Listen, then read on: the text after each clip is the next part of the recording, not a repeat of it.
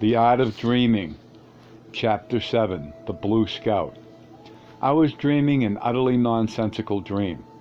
Carol Tiggs was by my side. She was speaking to me, although I could not understand what she said. Don Juan was also in my dream, as were all the members of his party. They seemed to be trying to drag me out of a foggy, yellowish world.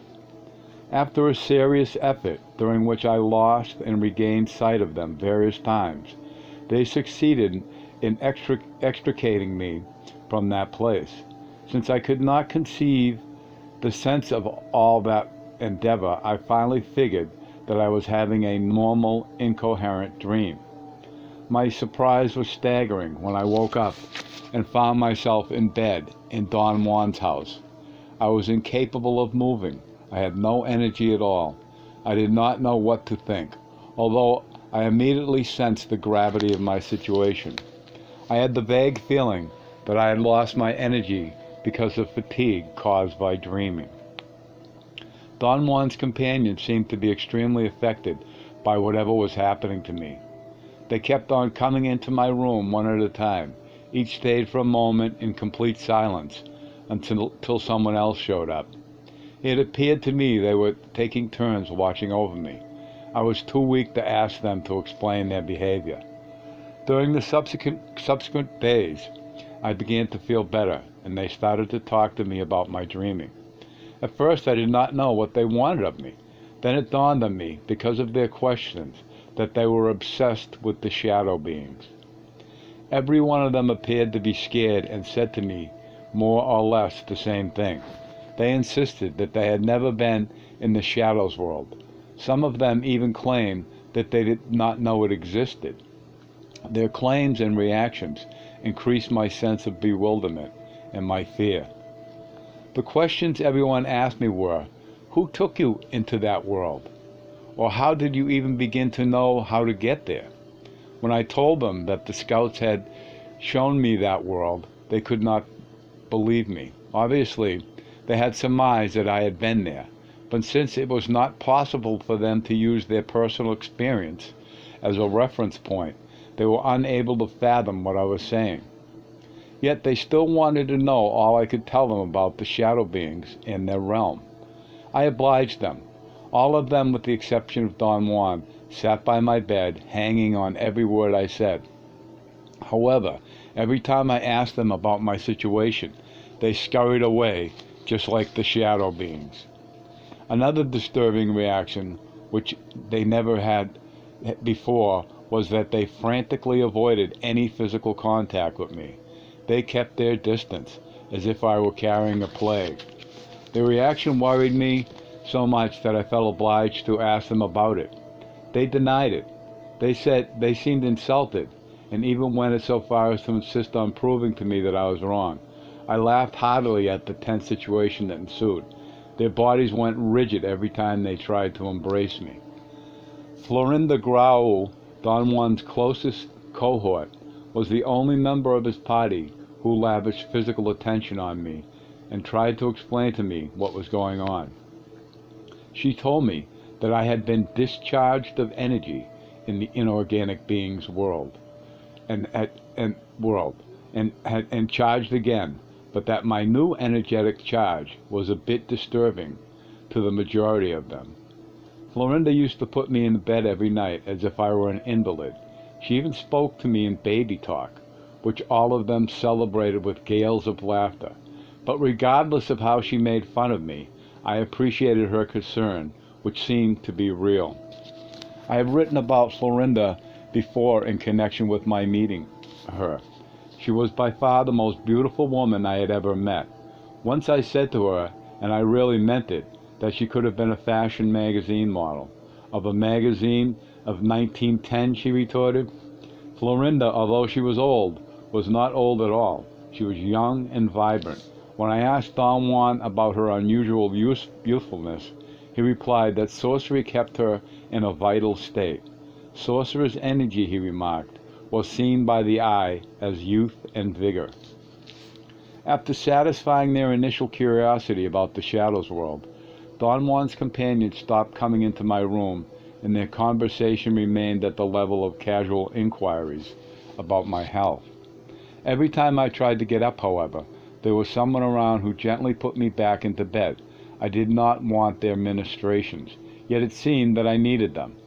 I was weak, I accepted that, but what really took its toll on me was not having anyone to explain to me what I was doing in Mexico when I had gone to bed to dream in Los Angeles. I asked them repeatedly. Every one of them gave me the same answer. Ask the Nahual. He's the only one that can explain it. Finally, Florinda broke the ice. You were lured into a trap. That's what happened to you, she said. Where was I lured into a trap? In the world of the inorganic beings, of course.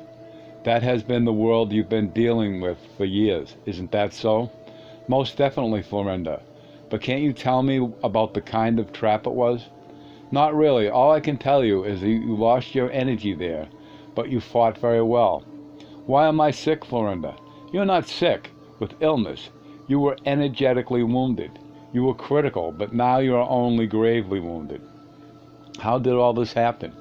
You entered into mortal combat with the inorganic beings, and you were defeated. I don't remember fighting anyone, Florinda. Whether you remember or not is immaterial.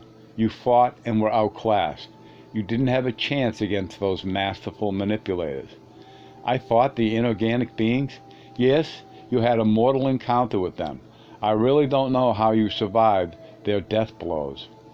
She refused to tell me anything else and hinted that the Narwhal was coming to see me any day. The next day, Don Juan showed up. He was very jovial and supportive. He jokingly announced that he was paying me a visit in his capacity of energy doctor. He examined me by gazing at me from head to toe. You're almost cured, he concluded. What happened to me, Don Juan? I asked. You fell into a trap the inorganic being set for you, he answered. How did I end up there? Right there is the big mystery for sure, he said, and smiled jovially, obviously trying to make light of a serious matter. The inorganic beings snatched you, body and all.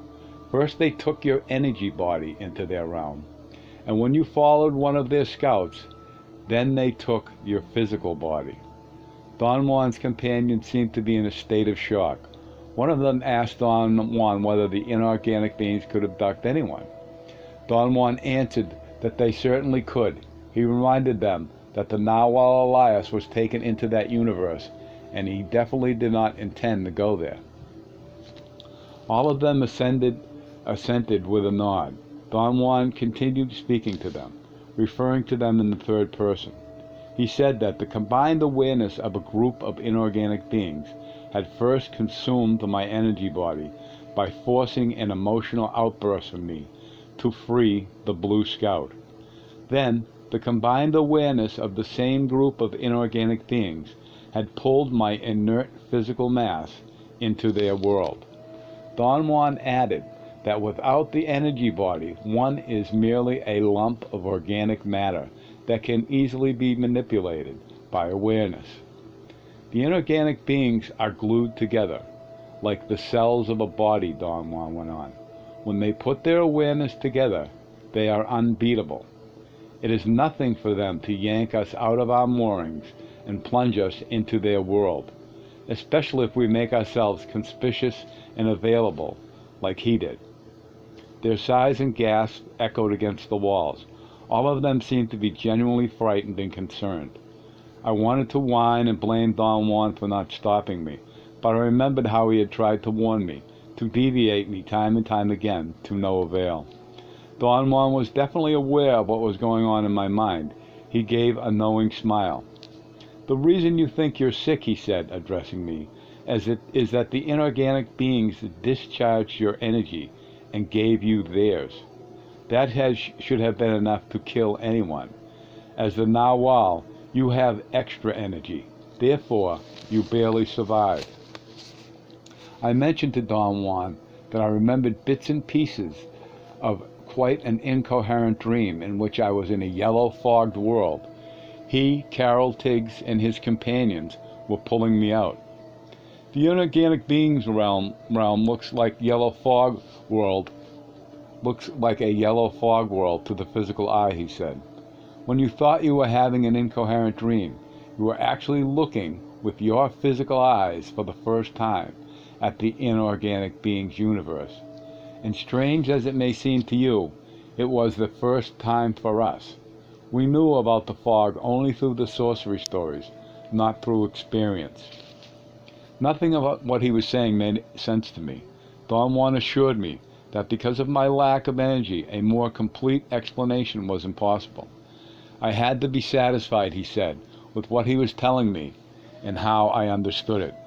I don't understand it at all, I insisted. Then you haven't lost anything, he said. When you get stronger, you yourself will answer your questions. I confessed to Don Juan that I was having hot flashes. My temperature rose suddenly, and while I felt hot and sweaty, I had extraordinary but disturbing insights into my situation. Don Juan scanned my entire body with his penetrating gaze. He said that I was in a state of energetic shock. Losing energy had temporarily affected me, and what I interpreted as hot flashes were, in essence, blasts of energy during which I momentarily regained control of my energy body and knew everything that had happened to me. Make an effort and tell me yourself what happened to you in the inorganic beings world, he ordered me. I told him that the clear sensation I got from time to time was that he and his companions had gone into that world with their physical bodies and had snatched me out of the inorganic being's clutches. Right, he exclaimed. You're doing fine. Now turn that sensation into a view of what happened. I was unable to do what he wanted. Hard as I tried, failing made me experience an unusual fatigue, which seemed to dry up inside my body. Before Don Juan left the room, I remarked to him that I was suffering from anxiety. That means nothing, he said, unconcerned. Gain back your energy, and don't worry about nonsense. More than 2 weeks went by, during which I was slowly regaining my energy. However, I kept on worrying about everything. I worried mainly about being unknown to myself, especially about a streak of coldness in me that I had not noticed before, a sort of indifference, a detachment that I had attributed to my lack of energy until I regained it. Then I realized that it was a new feature of my being, a feature that had me permanently out of synchronization. To elicit the feelings I was accustomed to, I had to summon them up and actually wait a moment until they made their appearance in my mind. Another new feature of my being was a strange longing that took hold of me from time to time. I longed for someone I did not know.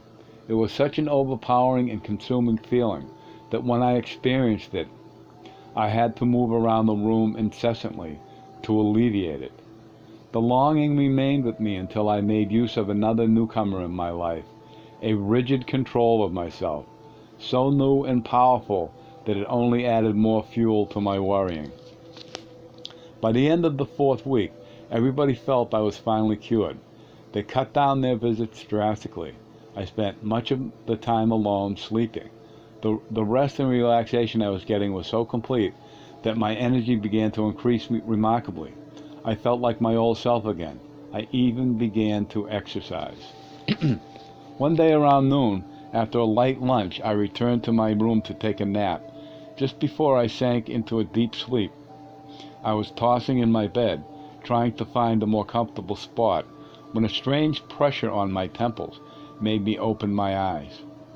The little girl of the inorganic beings was standing by the foot of my bed, peering at me with her cold, steel-blue eyes.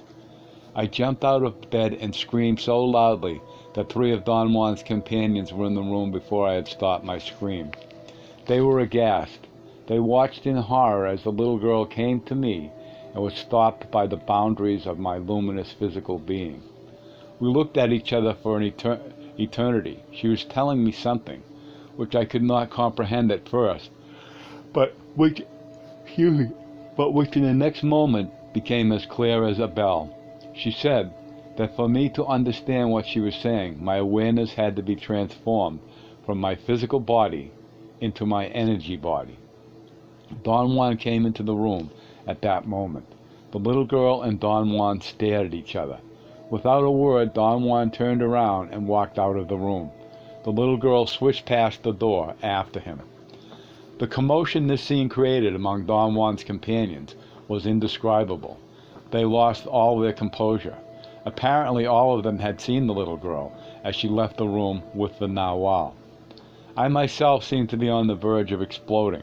I felt faint and had to sit down. I had experienced the presence of the little girl as a blow to my solar plexus.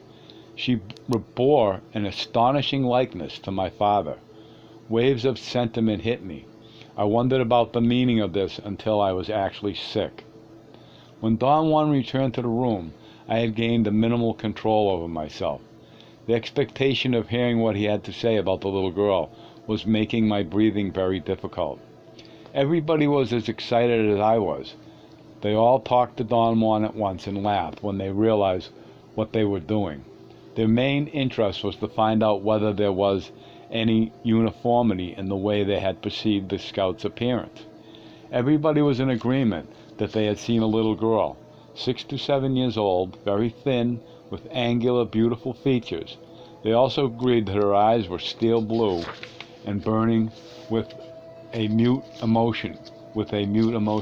Her eyes, they said, expressed gratitude and loyalty. Every detail they described about the little girl I corroborated myself. Her eyes were so bright and overpowering that they had actually caused me something like pain. I had felt the weight of her look on my chest.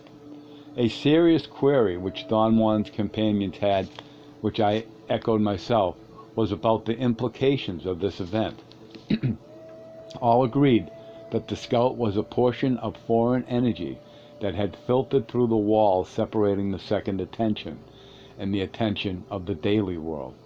They asserted that since they were not dreaming, yet all of them had seen the alien energy projected into the figure of a human child, that the child had existence. They argued that there must have been hundreds, if not thousands of cases in which foreign energy slips unnoticed through the natural barriers into our human world, but that in the history of their lineage there was no mention whatsoever of an event of this nature. What worried them the most was that there was no sorcerer stories about it. If this is the first time in the history of mankind that this has happened, is this the first time in the history of mankind this has happened? One of them asked Don Juan. I think it happens all the time, he replied, but it has never happened in such an overt, volitional way. What does it mean to us? Another one asked Don Juan. Nothing to us, but everything to him, he said, and pointed at me. All of them entered into a most disturbing silence. Don Juan paced back and forth for a moment. Then he stopped in front of me, peered at me, giving me all the indications of someone who could not find words to express an overwhelming realization. I can't even begin to assess the scope of what you've done, Don Juan finally said to me in a tone of bewilderment. You fell into a pitfall, but it wasn't the kind of pitfall I was worrying about. Your pitfall was designed for you alone. It was deadlier than anything I could have thought of. I worried about you falling prey to flattery and being served.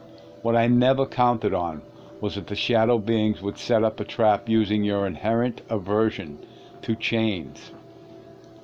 Don Juan had once made a comparison of his reaction and mine in the sorcerer's world to things that pressed us the most.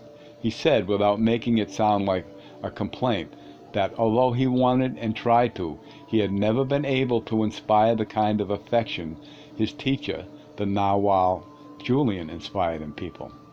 My unbiased reaction, which I am putting on the table for you to examine, is to be able to say, and mean it, it's not my fate to evoke blind and total affection. So be it. Your unbiased reaction, he went on, is that you can't stand change. You would forfeit your life to break them. I sincerely disagree with him and told him that he was exaggerating. My views were not that clear. Don't worry, he said, laughing. Sorcery is action. When the time comes, you'll act your passion the same way I act mine. Mine is to acquiesce to my fate, not passively like an idiot, but actively like a warrior. Yours is to jump without either capriciousness or premeditation to cut someone else's chains. Don Juan explained that upon merging my energy body with the Scout, I had truthfully ceased to exist. All my physicalness had been transported into the inorganic being's realm, and had it not been for the Scout who guided Don Juan and his companions to where I would have died or remained in that world inextricably lost. Why did the Scout guide you to where I was? I asked. The Scout is a sentient being from another dimension, he said. It's a little girl now. As such, she told me that in order to get the necessary energy to break the barrier that had trapped her in the inorganic being's world, she had to take all of yours. That's her human part now. Something resembling gratitude drove her to me. When I saw her, I knew instantly that you were done for. What did you do then, Don Juan? I rounded up everyone I could get hold of, especially Carol Tiggs, and off we went into the inorganic beings realm. Why Carol Tiggs? In the first place, because she has endless energy, and in the second place, because she had to familiarize herself with the Scout. All of us got something invaluable out of this experience. You and Carol Tiggs got the Scout, and the rest of us got a reason to round up our physicality and place it on our energy bodies. We became energy. How did all of you do that, Don Juan? We displaced our assemblage points in unison. Our impeccable intent to save you did the work. The Scout took us in the blink of an eye to where you were lying, half naked, and Carol dragged you out. His explanation made no sense to me.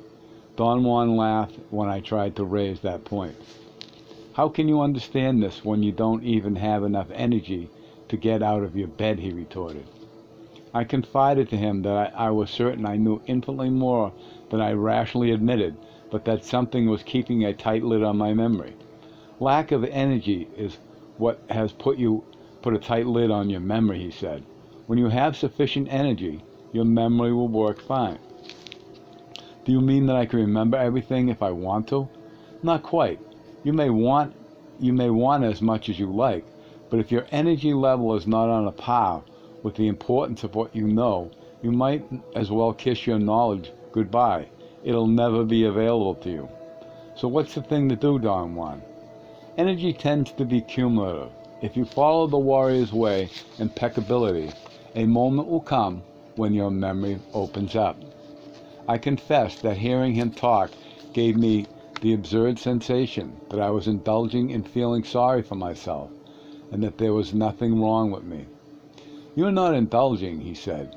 You were actually energetically dead 4 weeks ago. Now you are merely stunned. Being stunned and lacking energy is what makes you hide your knowledge.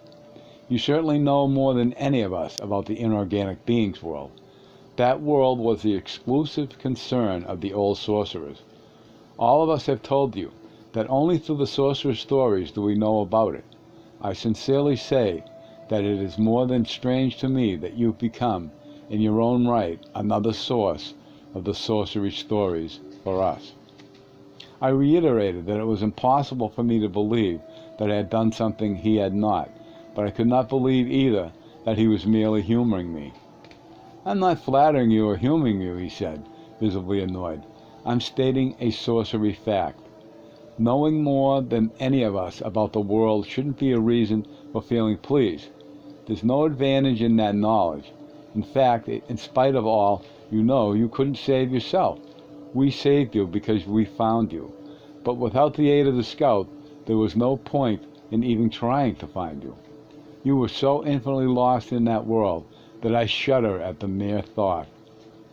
In my state of mind, I did not find it strange in the least that I actually saw a ripple of emotion going through all of Don Juan's companions and apprentices. The only one who remained unaltered was Carol Tiggs. She seemed to have fully accepted her role. She was one with me. You did free the scout, Don Juan continued, but you gave up your life. Or worse yet, you gave up your freedom. The inorganic beings let the scout go in exchange for you. I can hardly believe that, Don Juan. No, not that I doubt you, you understand, but you describe such an underhanded maneuver that I am stunned. Don't consider it underhanded, and you have the whole thing in a nutshell. Inorganic beings are forever in search of awareness and energy. If you supply them with the possibility of both, what do you think they'll do? Blow you kisses from across the street? I knew that Don Juan was right. However, I could not hold that certainty for too long. Clarity kept drifting away from me. Don Juan's companions continued to ask him questions. They wanted to know if he had been given any thought, if he had given any thought to what to do with the scout. Yes, I have. It is a most serious problem. With the narwhal here has to resolve, he said, pointing at me. He and Carol Tiggs are the only ones who can free the scout, and he knows it too. Naturally, I asked him the only possible question: how can I free it? Instead of me telling you how, there is a much better and just way of finding out, Don Juan said with a big smile. Ask the emissary. The inorganic beings cannot lie, you know.